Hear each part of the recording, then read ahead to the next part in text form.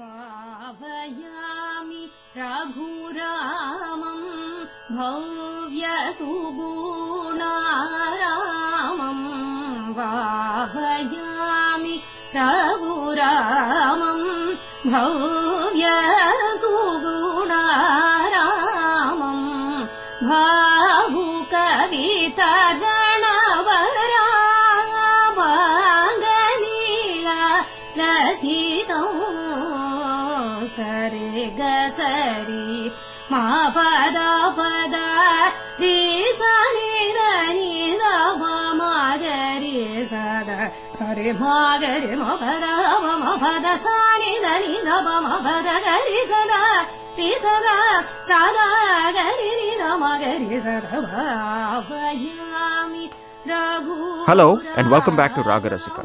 This is a podcast program that explores the world of Carnatic music. Joining us from Albany, New York is Vidya Subramanian. Hello Vidya, good morning. Good morning, Devesh. Vidya, in the last episode we discussed the musical term nada. In this episode, let's talk about another term, Shruti. What is Shruti, Vidya? To define it very simply, Shruti is nothing but pitch. And what is pitch? Pitch is the highness or lowness of one's tone. When we look at the root in Sanskrit for the word Shruti, it is Shru. And Shru in Sanskrit literally means to hear. So Shruti is that which is heard. And many of you, I'm sure, would have come across this commonly quoted statement, Shruti Mata Layah Pita. So the Shruti is equated to one's mother, and Laya or the rhythmic component is equated to one's father. So it really is used to denote that Shruti and Layam are very basic fundamentals to Carnatic music, without which the entire musical concept would not be possible. Interesting. Now, as you mentioned pitch, let's get into a little bit of physics here. If we think about sound from a physics standpoint, there are three aspects to sound. One is frequency, the other one is amplitude, and the third is timbre. Now, Shruti or pitch, as Vidya mentioned, refers to the frequency of the sound. Clearly, the higher the frequency, higher the pitch. To complete the other ones, amplitude is just another word for volume or loudness. And timbre is a little more nuanced. It's the attribute of sensation that a listener has, where he can judge and differentiate two different types of sounds. So, for example, if a trumpet is playing a note and you listen to the same note in a saxophone, although they are playing the same note, something in your ear tells you that these are two different instruments, and that this sensation is what is called timbre. So, Vidya, now let's get back to the topic at hand and talk about pitch from a standpoint of Carnatic music. Absolutely. In Carnatic music, the concept of pitch is relative. A singer or an instrumentalist has full freedom to choose his or her pitch. So, how would you know what pitch to sing at? This is a question that I often get from students of Carnatic music, especially beginner level students. And the answer is basically, your pitch is that pitch in which you can comfortably have a reach of 2 octaves or more. Having said that, very often a beginner may not have a reach of 2 octaves to start with. It is often developed through years of practice. But ideally, this is what your pitch would be. If you're able to reach from the lower panchamam to the higher panchamam without a break or strain to your voice, then that is the ideal pitch for you. I'm going to demonstrate the notes of the Ragam Shankarabharanam across 2 octaves. So when I say 2 octaves, we have the middle octave in entirety, and then we take half of the lower octave, and then we again take half of the upper octave to the fundamental. So this would total to a reach of 2 octaves. Sa. That is my shadjam or my fundamental. Pa. That is the lower panchamam. Pa, da, ni, sa, ri, ga, ma, pa, da, ni, sa, ri, ga, ma, pa. So here I demonstrated a range of 2 octaves that, typically any performing musician would be able to exhibit this range. In fact, there are some legendary musicians whose voices have an easy reach of 3 octaves or more, and that is truly remarkable. And one such exemplary musician is Sangeeta Kalanidhi Dr. M. Balamurali Krishna. And I'm going to play 2 snippets for the listeners today, and we can see why his voice can easily be categorized as an Uttama Shariram or an ideal voice. The first snippet here illustrates how he reaches the higher shadjam and holds steady in the shadjam for a long time. You can see how spontaneously the audience breaks into applause as he does this. The second snippet shows how he can easily traverse across 3 octaves with great ease. So I think the listeners will find both these illustrations to be very interesting. And now let's listen to the first snippet.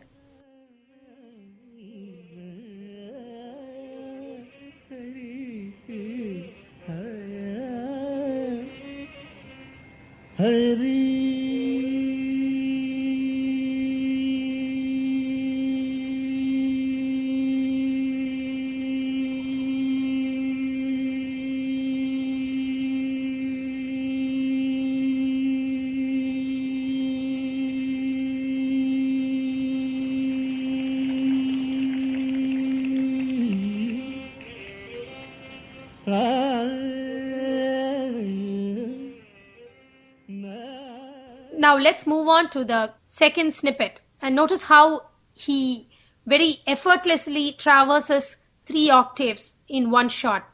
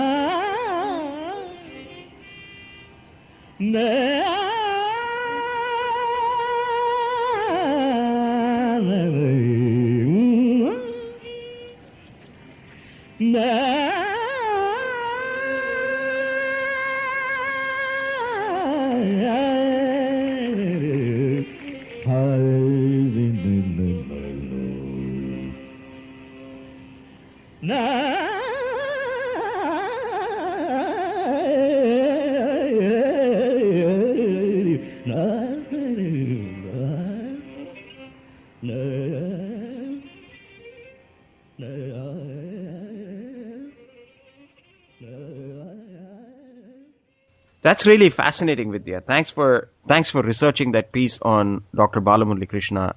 So, Vidya, what is your pitch or Shruti?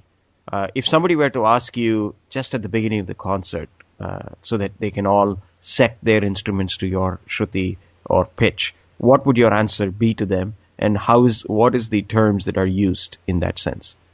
Sure. Let me illustrate my pitch here. So if I were to go into a concert tomorrow and the accompanying violinist or mridangam player were to ask me what my pitch is, I would say Aru Kattai. So Kattai is a term we use in Tamil for pitch, and Aru literally means 6, and 6 can be correlated to the note A on the Western scale. So let me tune up by Shruti box. So here the Sa or the fundamental note has been tuned to correlate with the note A. Sa. If you think in terms of the harmonium or the piano, the 6th white key from your left hand side would be the shadjam or the Sa for my pitch. Again, this concept of pitch is very relative as far as Carnatic music is concerned. So I have chosen this pitch of 6 based on the relative strengths and weaknesses of my voice. So somebody with a huskier voice than mine could be more comfortable singing at a pitch of 4, which corresponds to the note F on the Western scale. So now I have lowered my pitch such that the Sa corresponds to the note F. Sa. Pa. Sa. as you can see, the frequencies are all a lot lower, and if I were to sing a song in this pitch, I would be totally uncomfortable because it does not match the natural range of my voice. If somebody has a shriller voice than mine, so I have now tuned my Shruti box to a pitch of 7 or 7 kattai. Sa pa sa. Again, I would have trouble reaching the higher notes at this pitch because it is higher than what my voice naturally permits. So, Vidya, before we finish up this episode, one quick question for you. I've seen situations where senior musicians are sometimes accompanied by their students or other vocalists on the stage while they are rendering songs. So, I'm curious to find out how that works from a standpoint of matching Shrutis.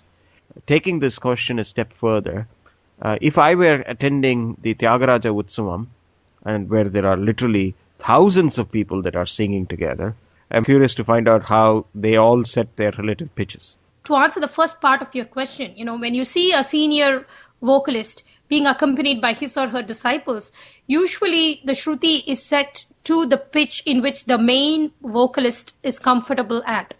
And what the disciples or the supporting accompanists would do would be to sort of compromise a little bit. And if the pitch is too low for their voices, what the supporting accompanists would do is that when the song spans into the territory of the lower octave, they would either, not sing, or they would sort of immediately start singing in the higher octaves. So when you sing the same notes in the higher octave, it creates a beautiful harmonic effect. And the same concept is extended to a situation like the Tyagaraja Aradhana, where you have 100 singers. So generally they would choose a pitch where a majority of the singers would be fairly comfortable singing, and the remaining vocalists who may not be able to either reach the lower notes or the higher notes would switch to the higher octave or the lower octave respectively.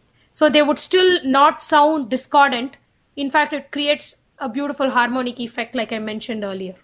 So, Vidya, throughout this episode, and in fact during the course of our entire series of segments that we have on Raaga Rasika, you have played the background instrument that you use every time when you sing. You have referred to it as the Shruti box. So let's pause here and pick up next time, and let's talk about the Shruti box and how you use it to guide you as you sing. Thank you, Vidya, for your time. Thank you, everybody, for joining us. Visit us online at www.raagarasika.com. That's RAAGARASIKA.com. To learn more about Vidya, visit her online at vidyasubramanian.com. Hope to see you next time. Goodbye.